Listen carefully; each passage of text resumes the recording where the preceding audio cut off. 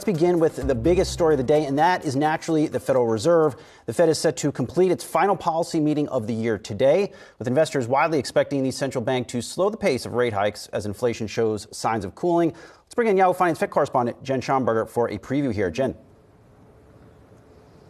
Good morning, Brian. Live here from chilly Washington, where in this building behind me, Fed officials are reconvening for a second day of their two-day policy meeting, their last policy meeting of the year, where they're expected to slow down the pace of rate hikes, but signal that they will move higher on the Fed funds rate. Officials expected to raise their benchmark interest rate, the Fed funds rate, by 0.5 percentage point. That would bring the Fed funds rate up to a new range of 4.25% to 4.5%. That would be the highest level since December 2007.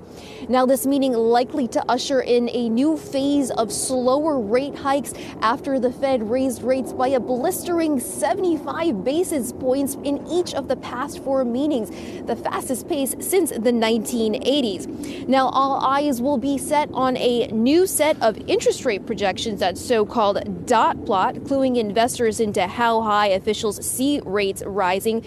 Chair Powell has said that rates will need to rise higher than the 4.6% previously projected in September.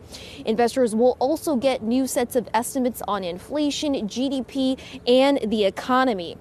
Now, with inflation showing signs of cooling, Fed Chair Powell likely to be peppered with questions of if the Fed does move by 50 basis points in this afternoon's meeting, whether they could slow down to 25 basis point increments, and ultimately when he sees the Fed pausing rate hikes. The decision comes down at 2 p.m. with Fed Chair Powell's press conference at 2:30. Back to you. Thanks, Jen. And I just want to go back to something that happened yesterday as well, because, of course, we got the Consumer Price Index yesterday morning, but futures started to move a little bit beforehand, which led to a lot of speculation that the data might have been leaked, so much so that actually the press secretary was asked about it.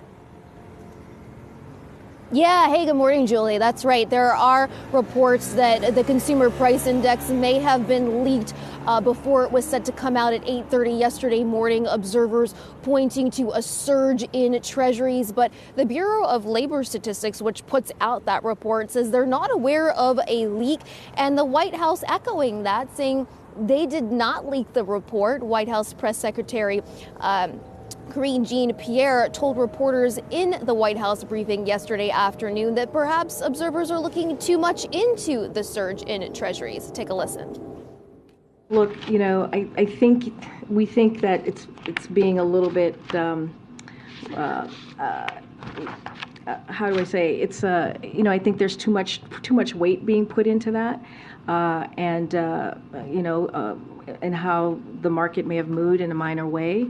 I don't really have much more to add to that, but I have seen the reports on it, and again, I think it's just being a little bit.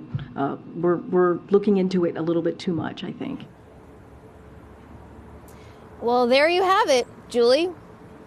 Yeah, there you go. Interesting reaction, wasn't it? Jen, thanks so much. And of course, we are going to check in with you throughout the day, and of course, after we hear from the Fed as well. Go get warm for a little bit until we hear from you again, Jen. Thanks so much. Yeah, I'm gonna go warm up. It's pretty cold out here. I know it. All right, thanks, Jen. Let's talk a little bit more, guys, about what we're expecting from the Fed and the effect it could have in the markets. I mean, despite that number that we got from CPI yesterday, which was reassuring whenever people got the information, be it that as it may, it doesn't seem to have changed the perception of what the Fed is going to do. No, and Fed Chair Jerome Powell has been extremely vocal, at least recently, and not trying to mince words about how they are going to continue on the course until the pathway or until the job is done.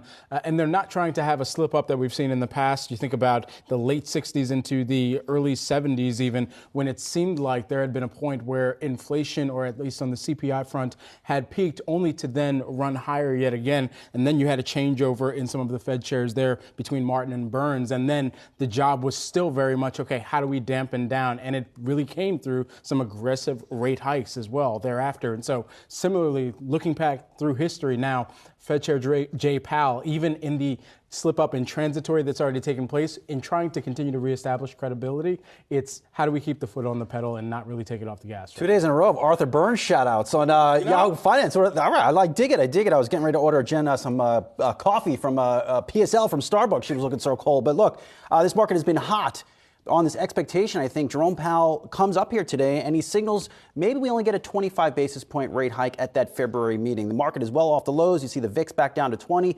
We've seen tech stocks, not named Tesla, rallying nicely off the lows. I'm looking right at Meta. That stock has moved very hard, I think, on this expectation that by the middle of next year, these rate cuts are just done.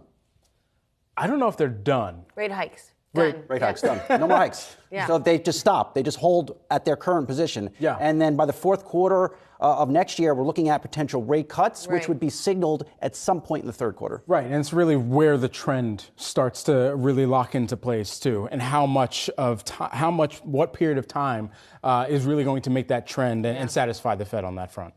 I'm always crazy until the stuff happens. I get it. I understand.